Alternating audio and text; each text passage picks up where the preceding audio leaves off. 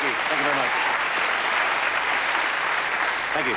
Ladies and gentlemen, just before we start the show, you are probably aware that there's a climate of unease around at the moment about a lot of unnecessary violence on television.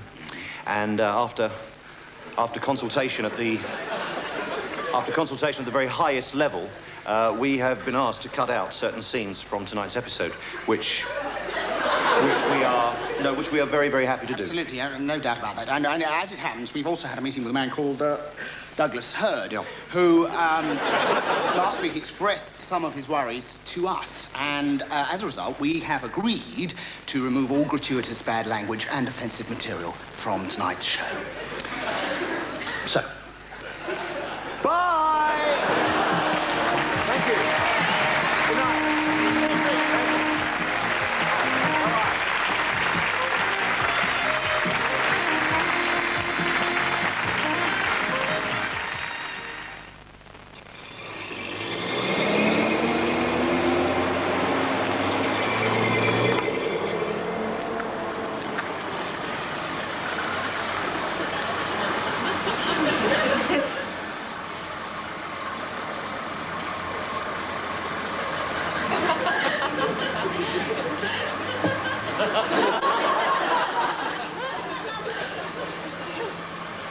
When you're ready, Mr. Jones.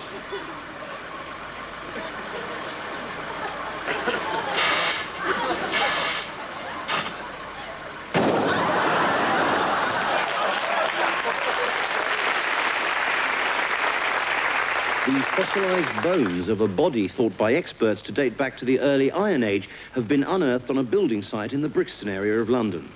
Police have arrested a black youth.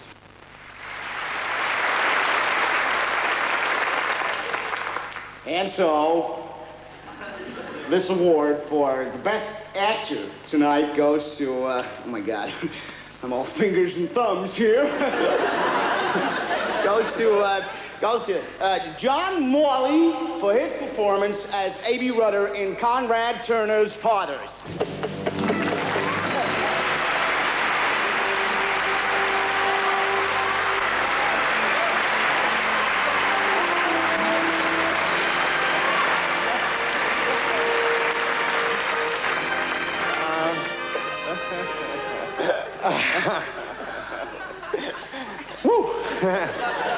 Wow,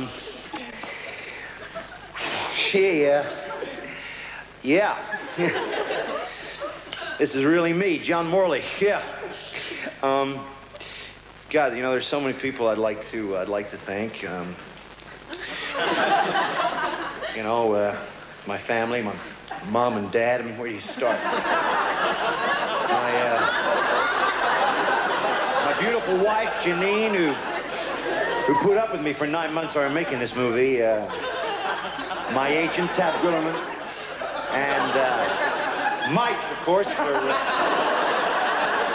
for giving me the goddamn thing. This is really... God, you know, I really, really, really don't deserve this, ladies and gentlemen. You know, when you look at the other nominees, I mean, you know, anybody else should have gotten this. I mean, Dustin Hoffman, Warren Beatty. Warren's been so much help to me over the past few years. And Bobby De Niro. You know, I'm actually standing here holding this Oscar, ladies and gentlemen, but it shouldn't be me up here. It should be Conrad. Conrad Turner, the director of the movie. He should be up here collecting this. Stand up, Con. Stand up. Ladies and gentlemen, Conrad Turner. You know, Conrad put his whole life into this picture, ladies and gentlemen. A life which we now know is to be tragically cut short by cancer. This is for you, Con. God bless you. Thank you all very much.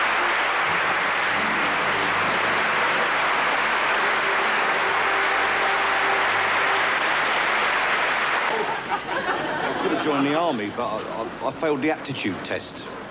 You know the bit where you have to put wooden shapes into different holes? I couldn't shut the door when I went in. London, England, the greatest city in the world, home of the world's greatest democracy. Every year, millions of tourists flock here to enjoy the many varied sights and sounds of this resplendent capital. But what is this city like after dark? I can't see where I'm going. Oh, my God, I've gone blind. London after dark is a place of crime. But fighting against that crime is one of the world's greatest police forces. And Inspector Reginald Bribesy and Sergeant Adolph Porno of the yard. Well, Sergeant Porno, did it make you proud to be a British bobby? Ours. Stand here outside the headquarters of the Metropolitan Police Force, knowing that crime will never win.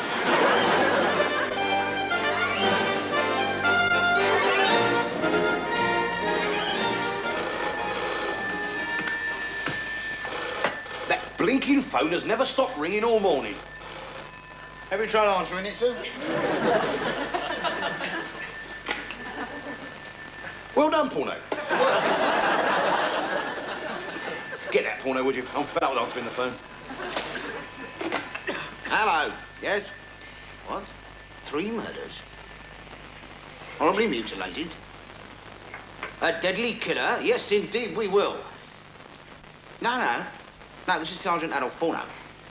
That's right, Scotland Yard, I'm a police officer. No, that's all right, we'll do it. Who was it? Wrong number.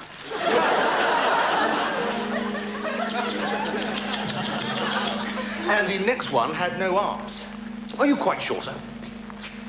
I've been in the medical profession for more than 20 years. I've learned how to spot a human body with no arms. Of course, sir. You say he had no legs either? No arms, no legs, no head, very little torso. Surprised you found him at all, then. The body was found over here. Not much of a body, more of a lung, really. You know how he died? I think we can safely rule out natural causes. Now, this one over here is even stranger.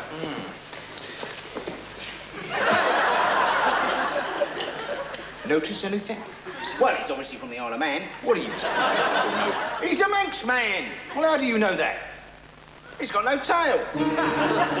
By God, you're right.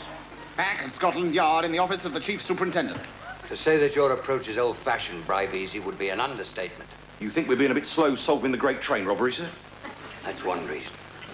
We need more information, Super. Yeah, we don't even know how many trains were stolen, sir. Shut up.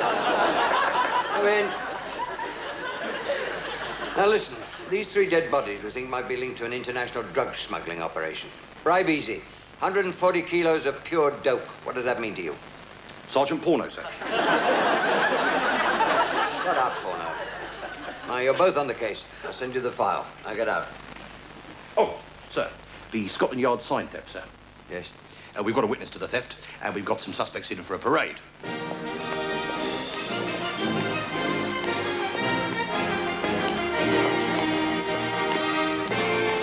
I think we're wasting our time here, sir. Join us next week for more of the same old claptrap.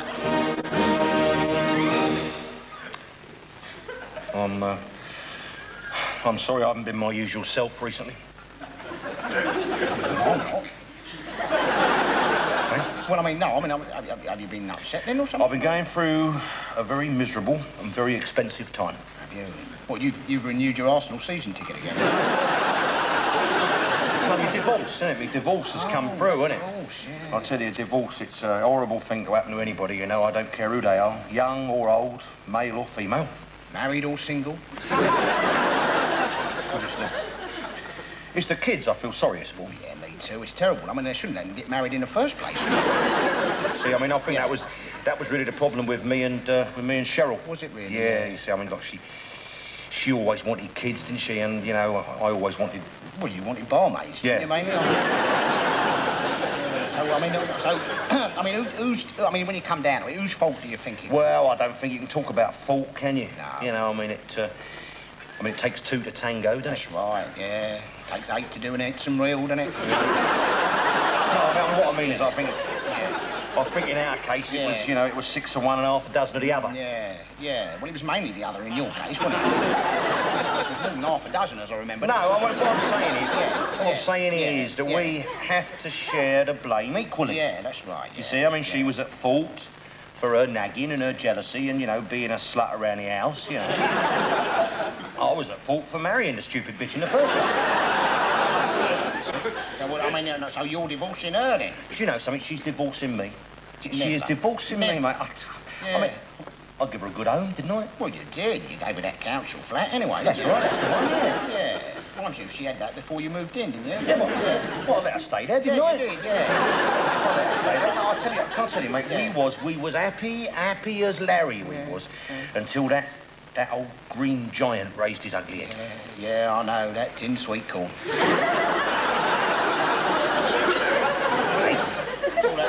Well, that's the jolly green giant what brings the old tin sweet corn. No, I'm not talking about tin sweet corn, am I? I'm talking about the green giant of jealousy. Oh, that old thing, that old Jealousy, green mate. giant. She was jealous. She was jealous of me. She used to go into a frenzy if I so much as looked at another woman. Well, you used to go into a frenzy if you so much as looked at her. Let's be honest, be fair. Do you know, she was jealous of me and Nellie. Not Smelly Nelly. The fat bird down the anchor, she wasn't jealous of her, was she? She was. Her mum. She was jealous of her. She was jealous of her. Your Aunt Madge? Auntie Madge. I kid you not, mate. And those are just the ones I did have it off with. She was crazy. She was a crazy woman. Well, so, I mean, there was, she got you for adultery, did she? Nah. Mental cruelty, she called it. Oh, well, that was after you kicked her head in, was it? Yeah. Well, I shouldn't have done that, but you see, I think that any man would have done that if he had found himself in my position. What, pissed out your head? Yeah. Did you ever think of going down that old marriage guide? What, a marriage guide? Yeah. Well, we did talk about it. We discussed it, you know. But I mean, she wanted to go to the one in Tottenham. I wanted to go to one in Peckham. We just had a row about it. So, you know, decided we wouldn't bother in here. There was no bloody point, really. I mean, you look at my Auntie Gertie and my Uncle Sedley. I mean, they had a terrible time. They went through a very, very sticky Did they? Oh, yeah. I mean, because they was at it hammer and sickle, and it was big up. And then they went down a marriage guidance council. Oh, yeah, and I mean, he was good, was he? He was a kind and a sensitive man, and he had lots of intelligent things and advice. So what happened? Well, my Auntie Gert ran off with him. Tunnel project there. The general idea was, you see, that the French were going to drill from their side, and we were going to tunnel from our side, and then we were going to meet up, sort of in the middle here.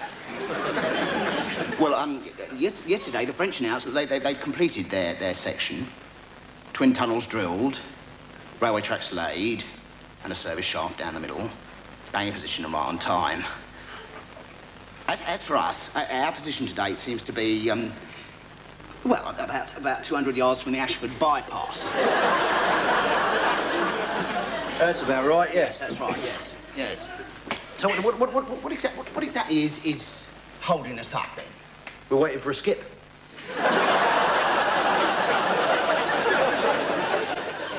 A skip? Well, yeah, and of course, the men are in the middle of another job at the moment. What, the men are working on another job? Yeah, Mrs. Willoughby, Dollis Hill.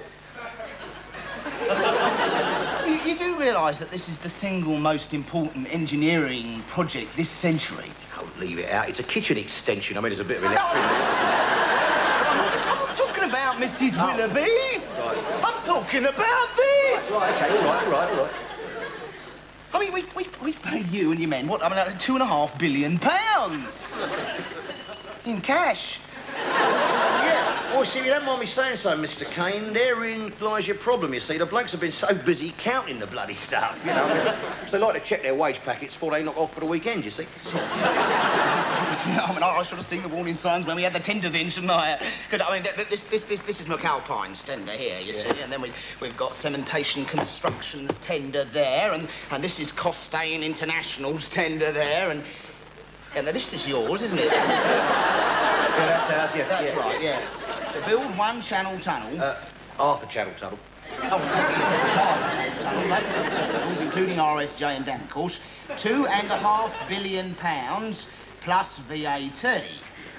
Please leave spare set of keys. Yeah, well, here's the other thing. See, we never did get those keys. No, you see, Stubbs, you see, we gave you this project, you see, because you'd given us the impression that you had a major record of construction engineering work throughout the world. I mean, didn't you get the contract for the S01 Dam? Yeah, we did, yeah. Yeah, we were all set raring to go. Bloody van broke down, didn't it? So you've never actually built anything at all, have you? Now, hold on a minute. I mean, we refurbished the entire Taj Mahal. The Taj Mahal?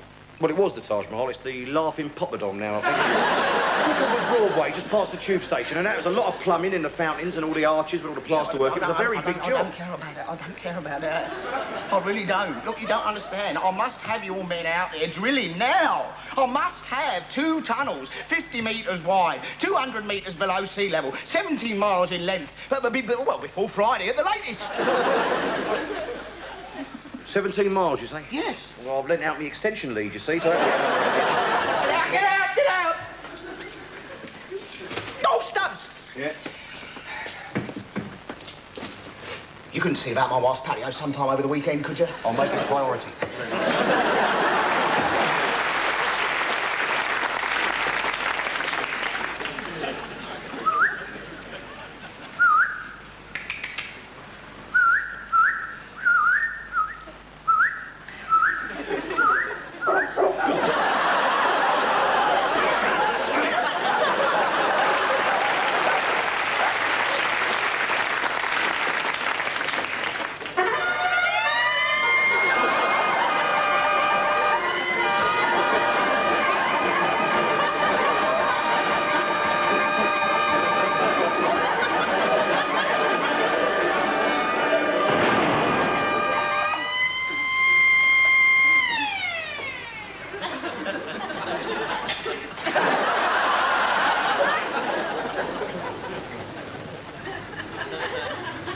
We're drawing attention to the dog mess on our pavements by spraying it gold.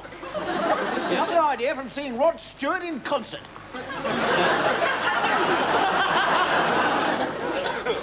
Sir Giles, Chris Searle. Hello, Chris. So, how long does it take to become a leading transplant surgeon? Well, Chris, about 10 years of medical school, 15 years postgraduate research, probably 20 years training in a teaching hospital, and about 10 years specialization. And I've got just 8 days.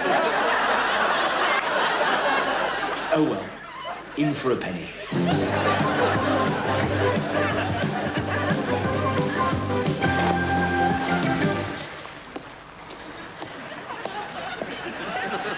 Hatfield Hospital, Monday morning, 10 o'clock.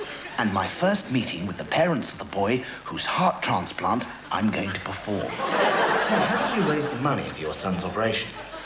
Well, we remortgaged our house. And my sister and my uncle and my 2 brothers in California, they cashed in their life insurance. That's right. And half the village has sold itself to property speculators to start an appeal. So you're quite keen for the operation to be a success? Well, yeah. So, time to get the show on the road, then. Now, Chris, let's find out what you know about the human body, shall we? Do you know where the heart is, for example? There?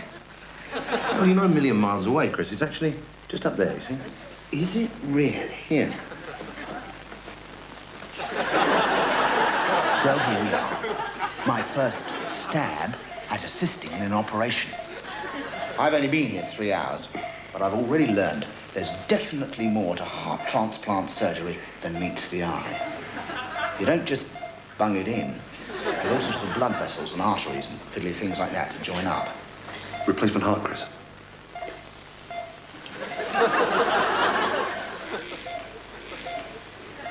Now, is this the one to go in or the one that's just come out? Well, Chris, D-Day is drawing near. It certainly is. Yes, and we've got to find a replacement heart for young Timothy. Oh, yes. Now, what sort of heart are we after? Well, Well, it's not going to be easy, is it? Because the donor has to be the same age, same blood group, same everything. Good luck.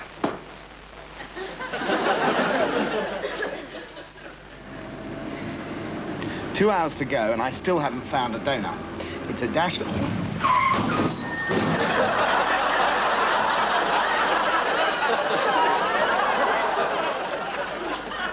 Well, it looks like my lucky day after all.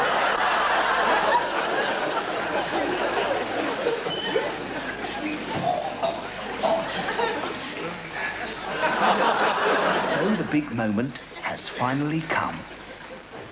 Well, good luck, Chris. Have you got the heart? You're on your own now.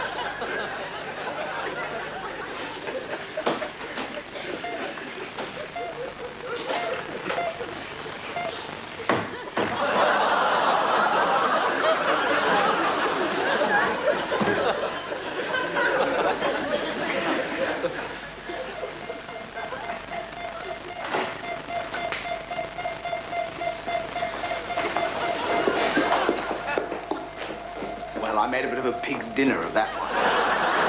Mr. Sir, your attempts to involve yourself in the intricate and complex medical treatment of that young boy's serious condition were an unmitigated disaster. I had been warned that I might end up in front of a medical tribunal, and sure enough, they threw the book at me. I sentence you to 15 years imprisonment. So join me in at the deep end in 2 weeks' time to find out how I get on in my attempt to break out of Parkhurst.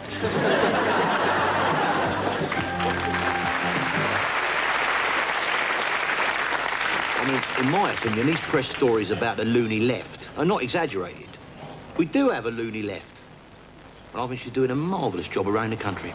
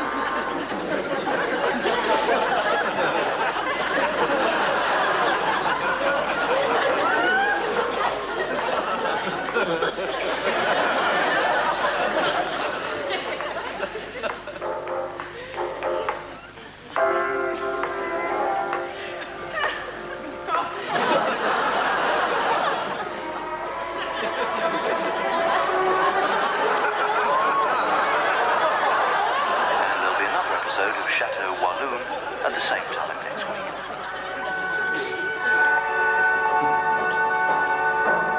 Bloody boring, that.